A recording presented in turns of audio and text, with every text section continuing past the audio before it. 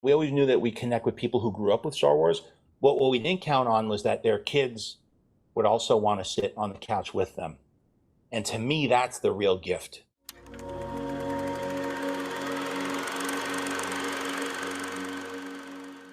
Hi, AFI Movie Club. I'm Jon Favreau, the producer of The Mandalorian, one of AFI Awards' top 10 TV shows of the year.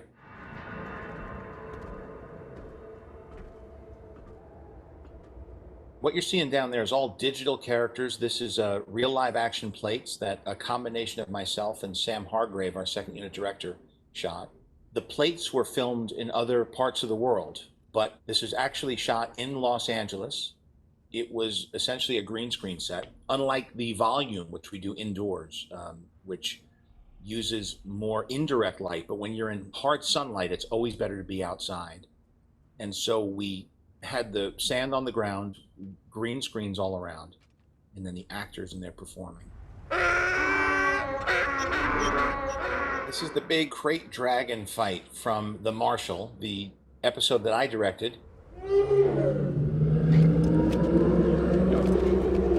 And I did a gag here that's pretty cool. Look at the aspect ratio. Star Wars is traditionally 2:3:5, but TV sets are 16:9. And so as you see the crate dragon emerge, you see the aspect ratio dynamically change to full frame to give the appearance of the creature more impact. There's a dolly zoom that you might recognize from Jaws and some great creature work from ILM. And I think what's really special about this is the sim work on the sand, the thing that you couldn't have done a few years ago. John Knoll over at ILM is a real genius at spearheading all their sim work. And to the people who are CG wonks, the simulation, whether you're seeing it with fire, water, or something like sand, that's where you're starting to see the artistry. Dang ferric, it's going back in. I've always been a bit of a skeptic about CGI, and part of what's required is for a director to understand what it's capable of. The visual effects supervisors are invited throughout the entire process from pre-production, and we have a very robust pre-production process that a lot of the workflow we developed over the course of Jungle Book and Lion King, where we do a very extensive previs using all of the department heads as part of the planning group. So we don't just have a previs department, we actually bring our cinematographers, our editors, treating it not unlike an animated film. And by partnering up with the artist and treating it as a full department, we're able to vet the story in pencil form, and then we slowly evolve to a virtual environment. We had first used that technology using consumer-facing virtual reality hardware on The Lion King, and we were able to all be in that environment together wearing the headsets.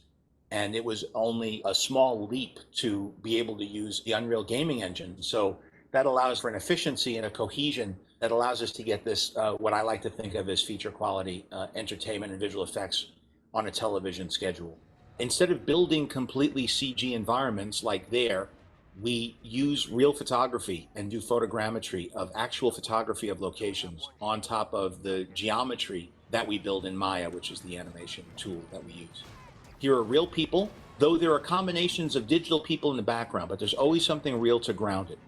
And there we go, real people running away from this creature. And again, the sand work, I don't think people appreciate how difficult that is, and that's really what sells this whole gag. Part of what television has to offer is that every week there should be some sort of revelation, there should be some sort of surprise. Of course, having Mark Hamill de-aged to reprise his role as Luke Skywalker in the final episode of this last season, as you can imagine, we were biting our nails till the bitter end to hope that it was a surprise.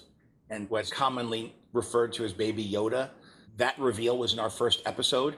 None of the marketing material, none of the posters had Baby Yoda in it. It was just The Mandalorian for the first season. And as soon as that baby popped up, everyone was like, oh, I didn't get to be part of that experience of discovering this together. And I think that that's something that television does afford you, that I enjoy as an audience member, is this conversation between the filmmakers, the storytellers, and the audience. It's been a real fun exercise of drawing from the tropes of different genres, which is fair game in Star Wars, as long as you make it Star Warsy, and keeping George Lucas's vision alive. And I've been very lucky to have Dave Filoni working as my partner. I met him on the Clone Wars, the animated series. What's nice about it is that, we always knew that we connect with people who grew up with Star Wars.